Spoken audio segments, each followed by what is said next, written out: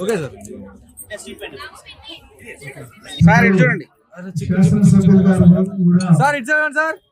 Health camp ప్రారంభించాల్సిన పక్కనే ఉంది sanitation సిబ్బందికి హెల్త్ క్యాంప్. మహిళా సంఘ సభ్యులందరూ కూడా ఒకసారి వీఎల్ఆర్ వచ్చింది. రాబోయే రోజుల్లో కూడా తప్పకుండా వడ్డీ లేని రుణాలు వచ్చేలాగా ప్రభుత్వం నుంచి నేను తప్పకుండా తీసుకెళ్తా. గతంలో ఇప్పుడు కూడా మాటించిన ఇంత ముఖ్యం మళ్ళీ చెప్తున్నా, ఏ సమస్య ఉండేగా ముఖ్యం మహిళా సంఘాలు తప్పకుండా మీకు ఏదైతే న్యాయం జరగాలో ఆ విషయంలో ప్రభుత్వం జరగాలి. ఇప్పుడు ఎంగేజ్ పడుతున్నారు. ఎందుకు పడుతున్నారంటే వాళ్ళకి ఏం అర్థమైతే ఫ్రస్ట్రేషన్ ఉన్నట్టుంది. ఆ బుక్కకారు లేక సైలెన్స్ అప్పుడు మెడలో దెబ్బతినట్టు వాళ్ళు ఏం మాట్లాడుతున్నారో అర్థమైతే లేదు. ఎందుకంటే 10 ఏళ్ళు అధికారం నడిపించారు అహంభావంతో. ముందర సైలెంట్ కార్లు, బుక్క కార్లు కుయ్యి అని అవన్నీ లేవు. ఇప్పుడు ఉన్నాయా? లేవు. లేకపోతే మతి భ్రమించింది వాళ్ళకు. సప్పుడు లేదు, ఇంటి దగ్గర మనుషులు లేడు, పరిగణించేటోడు లేడు, బుక్క కారు లేదు, సైలెంట్ సప్పుడు లేదు. దాంతో పిచ్చి పిచ్చిగా మాట్లాడుతుంది.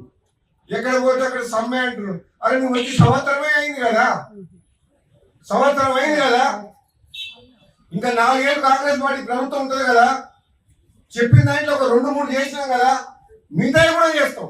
ఎందుకు అమాయకమైన ప్రజల్ని మహిళల్ని రెచ్చగొడుతున్నారు? నువ్వు అధికారం అనుభవించింది 10 ఏళ్ళు.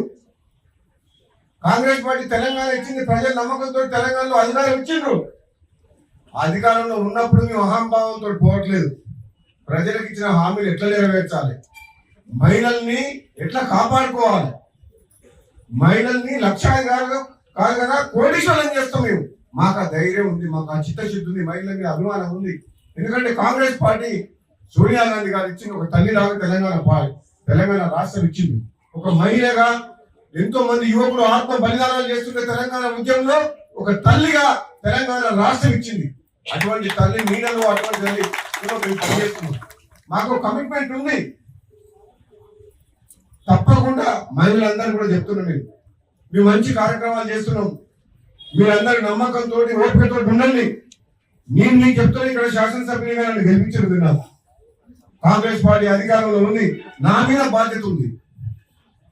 మీకు ఇచ్చిన హామీ నెరవేర్చే బాధ్యత ముఖ్యమంత్రి గారితో మాట్లాడడం, ప్రభుత్వంతో మాట్లాడడం, ఒక శాసనసభ్యులుగా నా మీద బాధ్యత ఉంది. కాబట్టి తప్పకుండా మీరు ఎక్కడ భయపడరు. మేము ఎప్పుడు తప్పు చేయలేదు, తల ఉంచుకునే పని చేయలేదు. తలెత్తుకునేలాగా మీ అందరికీ రాబోయే రోజుల్లో మునుగోడు శాసనసభ్యులుగా మీకు చెప్తున్నా, ఇచ్చిన హామీలు నెరవేర్చే బాధ్యత కాంగ్రెస్ పార్టీ మీద ఉంది. దానికోసం మేము కష్టపడతాం రాత్రి పగలు మీకోసం.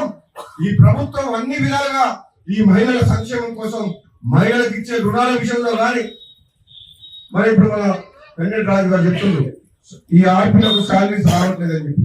తప్పకుండా నేను నా ప్రేత పత్రం ఇచ్చిండు. ఈ విషయంలో కూడా నేను ముఖ్యమంత్రి గారితో చర్చిస్తా. 576 సంఘాలు ఉన్నాయి మీకు. ఇక్కడ రాత్రి పగలు 15 మంది పనిచేస్తున్నారు, మీరు రిప్రజెంటేషన్ ఇచ్చిండ్రు. తప్పకుండా ఈ విషయం కూడా ముఖ్యమంత్రి గారితో నేను చర్చిస్తా. సకాలంలో మీకు శాలరీస్ వచ్చేటట్టు కూడా నేను తప్పకుండా చర్యలు తీసుకుంటానని చెప్తున్నాను. అదేవిధంగా